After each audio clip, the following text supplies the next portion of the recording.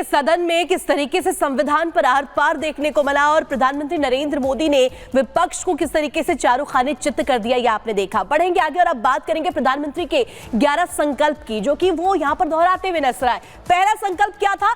चाहे नागरिक हो या सरकार हो, सभी अपने कर्तव्यों का पालन करें। वहीं दूसरा संकल्प, हर क्षेत्र हर समाज को विकास का लाभ मिले।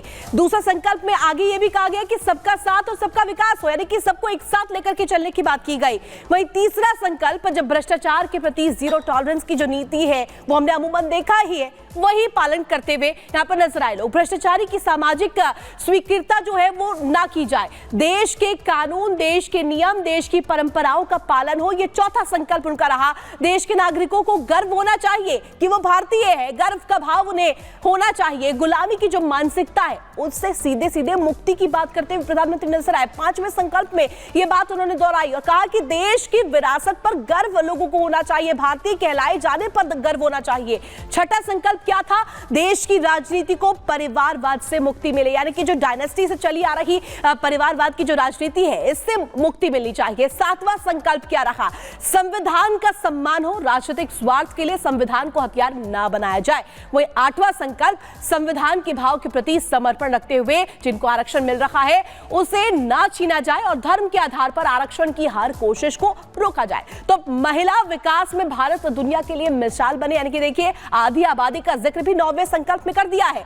10वां संकल्प आपको बता देते हैं, राज्य के विकास से राष्ट्र का विकास हो, यह हमारा विकास का मंत्र है, जो मूल मंत्र, जो मंत्र यहां पर देते हुए नजर आए प्रधानमंत्री। और आखिरी 11वां संकल्प उन्होंने क्या दिया आपको बता दें, एक भारत श्रेष्ठ भारत का जो ध्येय है ये सर्वोपरि हो, यानी कि भारत सबसे सर्वोपरि होना चाहिए, ये कहते हुए प्रधानमंत्री नरेंद्र मोदी नजर आए।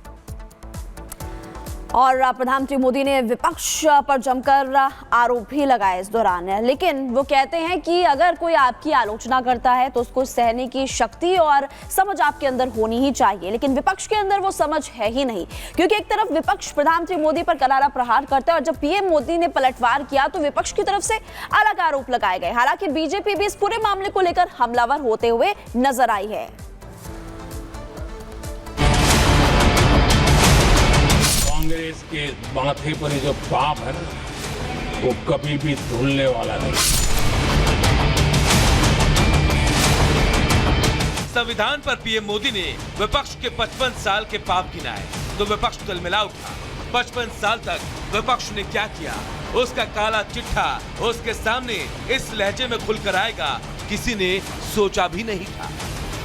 पीएम मोदी के भाषण में विपक्ष अपने मन की बात सुनना चाहता था, लेकिन उन्हें वो सुनने को नहीं मिला और इसीलिए किसी ने अडानी तो किसी ने परिवारवाद के मुद्दे को लेकर पीएम पर पलटवार किया। कुछ लोग तो संभल के मुद्दे पर भी पीएम के जवाब का इंतजार कर रहे थे।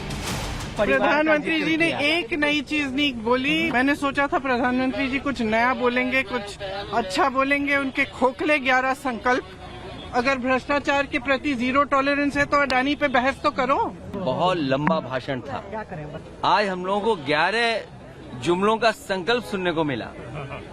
जो परिवारवाद की बात कर रहे हैं उनका दल में भरा पड़ा है वो भी जुमला निकला, और जाति जनगणना को लेकर के कोई छोटा मोटा संघर्ष नहीं, लगातार इसको लेकर के हम लोग आगे बढ़ रहे हैं। और वो दिन आएगा जब ये जाति जनगणना भी होगी और आबादी के हिसाब से लोगों को हक और सम्मान भी मिलेगा। अफसोस है कि संविधान दिवस पर बोले और संभल पर कुछ नहीं बोला। जो कानून व्यवस्था उत्तर प्रदेश में चल रही है, जिस तरीके से उल्लंघन हो रहा है, माइनॉरिटीज़ के अधिकारों पे कुछ नहीं बोला और मणिपुर पे उन्होंने कुछ नहीं बोला। तो जो हमारे जनता के, उन्होंने वी द पीपल कहा, लेकिन हम भारत के लोग और भारत के लोगों की जो समस्याएं हैं उनको कहीं भी एड्रेस नहीं किया। तो विपक्ष सोच रहा था कि वो जिस मुद्दे पर जवाब चाह रहा है पीएम उसी पर बात करे, लेकिन पीएम मोदी ने 55 साल का ऐसा हिसाब दिया कि विपक्ष के गले वो हिसाब अब उतर नहीं रहा और इसीलिए उसने आरोप लगा दिया कि पीएम ने मुद्दे पर बात नहीं की। विपक्ष के इन तर्कों पर बीजेपी के नेताओं ने एक एक कर पलटवार किया। कांग्रेस ने जो संविधान की धज्जियां उड़ाया उसका पर्चा उखेड़ दिया और कहा हमने जो संविधान में परिवर्तन किया वो गरीबों के लिए किया। और 11 संकल्प देश ले, सदन ले और परिवारवाद पे उन्होंने बड़ा चोट किया। ऐतिहासिक भाषण, विपक्ष को सीखना चाहिए भाषण कैसे होता है जब आप फील करते हैं, जब कथनी करनी में अंतर नहीं होता। प्रधानमंत्री जी की शालीनता की आज चर्चा हो रही है। उन्होंने विपक्ष का ना नाम लिया ना उनको अपनी चर्चा में लाया, एक बहुत बड़ी बात थी। और वो 11 संकल्प ये एक बहुत बड़ी चर्चा का विषय बन गया। प्रधानमंत्री जी ने जिस प्रकार से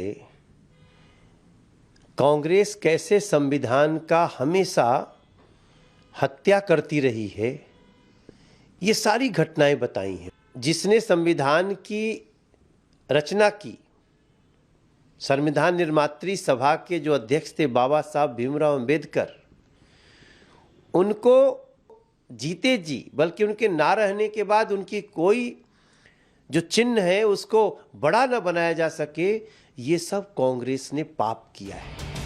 पीएम मोदी ने विपक्ष को जब जवाब दिया तो उसके बाद विपक्ष की ओर से इस तरह का जवाब आना तय था, क्योंकि पीएम ने सच में विपक्ष को आईना ही दिखाया और आईने में अपनी सच्चाई देख विपक्ष खुश नहीं है। Bureau report, Republic Bharat.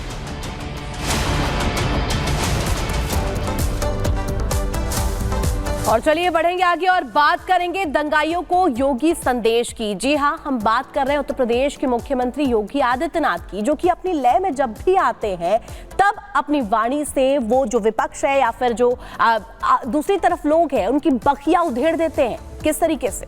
बिल्कुल, देखिए मुंबई में वो पहुंचे और इस दौरान उनकी तरफ से क्या कुछ कहा गया है आपको उस रिपोर्ट के जरिए बताते हैं।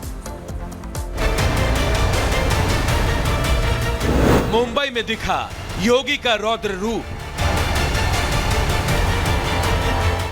विपक्षियों पर जमकर गरजे योगी,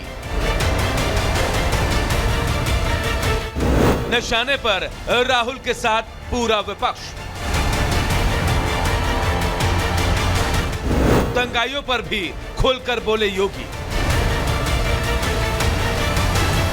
सीएम योगी आदित्यनाथ जब अपने फॉर्म में आते हैं तो सामने राहुल गांधी हो, पूरा विपक्ष हो या फिर दंगाइयों पर सवाल हो, वो चुन चुन कर सबका हिसाब करते हैं।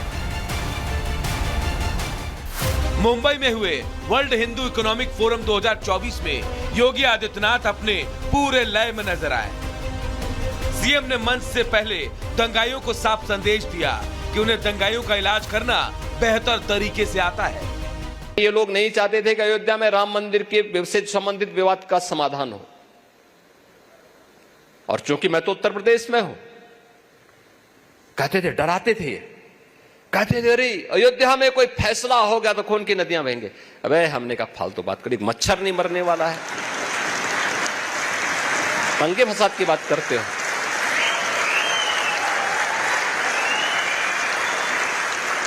क्या बात करते हो भाई? मैंने कहा ये हम लोग हैं और दंगा फसाद कैसे कंट्रोल किया जाता है हम लोग जानते हैं, उसकी केमिस्ट्री को जानते हैं।